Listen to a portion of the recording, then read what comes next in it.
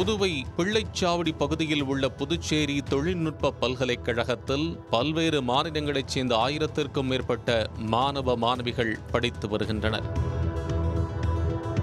இங்கு வடமாநிலத்தைச் சேர்ந்த மாணவி ஒருவர் பல்கலைக்கழக விடுதியில் தங்கி 1ஆம் ஆண்டு படித்து வருகிறார். இந்த மாணவியும் இதே கல்லூரியில் படிக்கும் மாணவர் ஒருவரும் காதலித்து வருவதாக தெரிகிறது. இவர்கள் விடுமுறை நாளான ஞாயிற்றுக்கிழமையன்று கல்லூரி வளாகத்தில் உள்ள வேதியியல் பிரிவு கட்டிடத்தின் பின்புறம் தனியாக பேசிக் கொண்டிருந்துள்ளனர். அப்பகுதி முழுவதும் செடி கொடிகள் அடர்ந்து இருக்கும் என கூறப்படுகிறது.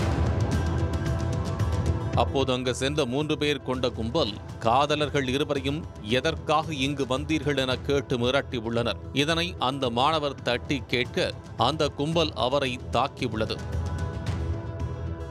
பின்னர் அந்த மாணவியை 3 பேரும் சேர்ந்து பாலியல் வன்கொடுமை செய்ய முயன்றுள்ளனர். இதனால் சுதாரித்துக் கொண்ட அந்த மாணவி அவர்களிடமிருந்து தப்பி ஓட முயற்சித்த போது கீழே விழுந்து காயம் ஏற்பட்டுள்ளது. தொடர்ந்து அந்த மாணவி கத்தி கூச்சலிட பயந்து போன அந்த கும்பல் அங்கிருந்து தப்பி ஓடியுள்ளது.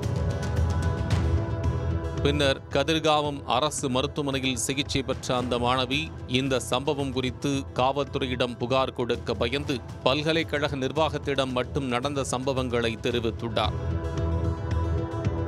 மாணவியை பாலியல் வன்கொடுமை செய்ய முயற்சித்த 3 பேரில் ஒருவர் தொழில்நுட்ப பல்கலைக்கழகத்தில் தற்காலிக ஊழியராக பணியாற்றி வருவதும் குறிப்பிடத்தக்கது.